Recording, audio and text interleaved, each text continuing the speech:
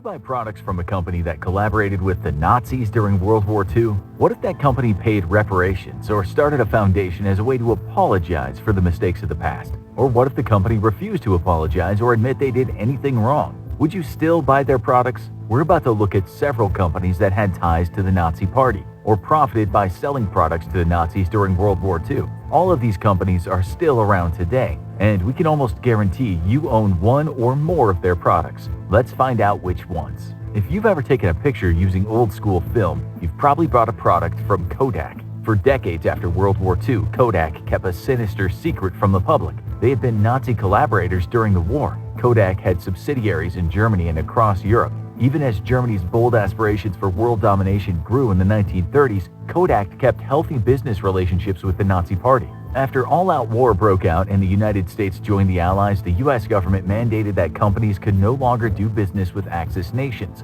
This was a problem for many companies operating internationally, Kodak being one of them. Kodak allowed their German branch to become more self-sufficient, and eventually the Nazis took control of it. However, Kodak took things one step further to make a profit. They began using their subsidiaries in neutral European countries, such as Switzerland, to continue doing business with Nazi Germany. The subsidiaries in Europe continued selling photographic equipment and electronics to the Nazis on behalf of Kodak. This meant that the Kodak Corporation was directly providing technology to the Nazis and making a profit off it, all while hiding these facts from the United States government. The heads of the Kodak company justified these actions by citing the massive profits they were bringing in. Worst of all, the German branch of Kodak used over 250 slave laborers from concentration camps. After the war, Kodak reclaimed their German subsidiary and collected the large profits made by the slave laborers during the war. Kodak ended up paying $500,000 into a fund which provided reparations to families of people who worked as slaves under the Nazi-controlled subsidiary, but the company never actually apologized.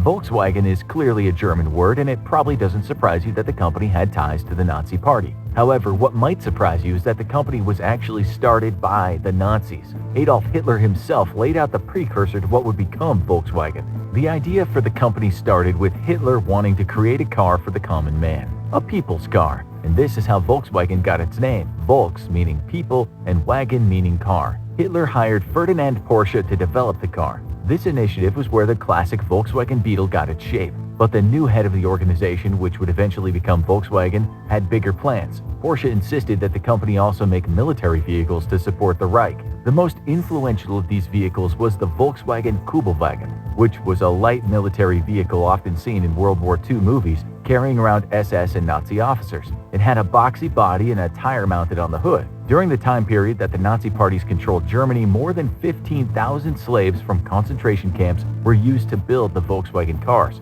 The company even helped build the Arbeitsdorf concentration camp near one of their main factories to ensure a steady supply of slave labor was available. In 1998, under pressure from human rights organizations, Volkswagen agreed to create a fund that would benefit the victims and their families that were used as slave labor. Other companies benefited from large profits gained by working with the Nazis in a different way. Several companies were started or acquired by wealthy individuals whose fortune started with the money made from dealing with the Nazi Party. For example, the Reimann family, who owns JAB Holdings, profited greatly from Nazi abuses and slave labor. You might be unfamiliar with JAB Holdings, but you probably know the companies they own, such as Krispy Kreme, Panera Bread, and Pret a Manger. These companies were all created post-World War II. However, their financing was partly provided by JAB Holdings, which unfortunately means they profited indirectly from the atrocities of the Nazis. When this information was made public, the Reimann family said they were planning to donate around $11 million to suitable organizations. Coca-Cola is an American company. People around the world associate Coke with being American. When you think of the soda, an image of American families or friends enjoying an ice-cold beverage probably comes to mind. However, the Coca-Cola company had ties to the Nazi Party during World War II. The drink line Fanta, which includes commercials of people happily dancing to upbeat music, was actually created for Nazi Germany. As the Nazis came to power in 1933, Coca-Cola was making enormous profits in Germany, selling their products under the leadership of Max Keith. He made the Coca-Cola brand more appealing to the German citizen, which resulted in a boost in sales. He also knew how to market the product in a way that would make people around the world want to buy Coca-Cola. During the 1936 Berlin Olympics, Max Keith made sure everyone in attendance had as much Coke as they could drink. As the Nazis prepared for war, they started to limit the amount of foreign goods coming into the country. This included Coca-Cola syrup, which began to hurt the company's profits. So the sneaky Coke executives used a third party to open a dialogue with Hermann Göring, Hitler's second-in-command. They convinced him to allow the import of their syrup. To boost sales even further, Keith began promoting the Coca-Cola company as pro-Nazi in Germany. His plan was to reach out to the Hitler Youth and win over the younger generation of Nazis. And this worked for a time, but as war broke out, restrictions on imports became stricter again. Max Keith had a new syrup created in Germany using local products. This new soda became Fanta, based off the German word fantasy, which means imagination. In 1941, when the United States joined the war, all official contact between the Coca-Cola Company and Max Keith's German branch was cut off. Keith continued to sell his supply of actual Coca-Cola syrup to the Nazi Party members and marketed the Fanta drink to the German public. The German people quickly fell in love with the drink, and Keith continued to make large profits for the Coca-Cola Company. After the war ended, Coca-Cola took back control of their German branch. They even reinstated the recently convicted Nazi collaborator Max Keith as its leader. The profits made from the German branch during the years of the Nazi regime were funneled back into the main company. If you're into high-end fashion, then you might be surprised that one of the most successful fashion companies in the world has deep ties to the Nazi Party. Hugo Boss set up a fashion label in Germany 2 years before the Nazi Party came into power. Even before the Nazis gained control of the country, Hugo Boss was a Nazi collaborator. The company itself had produced early Nazi uniforms in their factories. In 1931, Hugo Boss made it clear where his allegiances lie when he officially joined the Nazi Party. He became a sponsoring member of the Schutzstaffel and made monthly donations. Hugo Boss and his company created many uniforms for the Nazis and made large profits on outfitting their soldiers. The company also produced uniforms for the SS and Hitler Youth.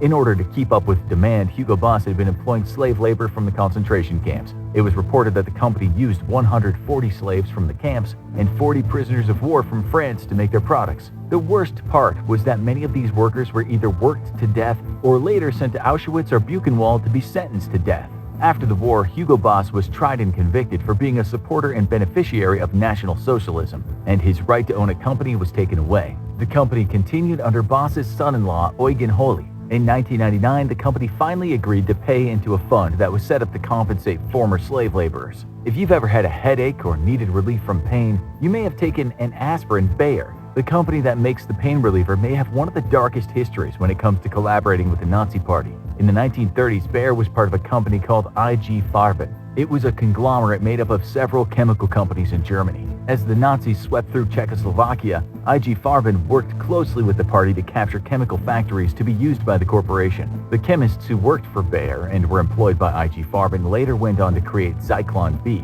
the gas used in concentration camps to quickly kill large numbers of Jews and other people the Nazis labeled as undesirable. IG Farben also heavily used slave labor from the same camps they provided Zyklon B to. It was a very messed up relationship between the Nazis and IG Farben. They built a factory next to Auschwitz where they would use the prisoners their product would later kill for slave labor. As the war came to an end, IG Farben was forced to dissolve. The directors of the company were put on trial for war crimes. Unfortunately, justice was never served, and Fritz Tamir, who was the director of operations at the IG Farben facility at Auschwitz, became the president of Bayer after the war. In 1995, Bayer apologized for their role in the Holocaust. If you're watching this video, you most likely are using a device that has components built by IBM. The company, International Business Machines, has been around since 1911. In 1933, the president of the company, Thomas Watson, traveled to Germany to oversee an IBM factory being built there. At this time, IBM was using a subsidiary called the Dialmag to do their work in Germany. IBM's subsidiary had been hired by the Nazi Party to carry out a nationwide census. The census itself was designed to identify populations of ethnic groups that the Nazis found impure or undesirable.